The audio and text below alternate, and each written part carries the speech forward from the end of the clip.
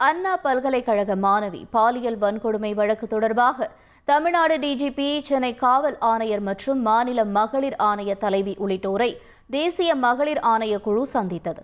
முதல் நாள் விசாரணைக்கு பிறகு ஆளுநரை சந்தித்த தேசிய மகளிர் ஆணைய குழுவினர் தமிழ்நாடு விருந்தினர் மாளிகைக்கு வந்தனர். அப்போது தமிழ்நாடு டிஜிபி சங்கர் ஜிவால், சென்னை காவல்துறை ஆணையர் அருண் மற்றும் தமிழ்நாடு மாநில மகளிர் ஆணைய தலைவி குமாரியை சந்தித்து வழக்கு தொடர்பாக ஆலோசித்தனர்.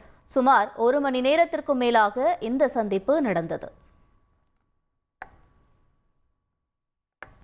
சென்னை அண்ணா பல்கலைக்கழகத்தில் மாணவி பாலியல் வன்கொடுமை செய்யப்பட்ட விவகாரம் தொடர்பாக அண்ணா பல்கலைக்கழகத்திற்கு நேரில் சென்று தேசிய மகளிர் ஆணையத்தினர் விசாரணை மேற்கொண்டனர்.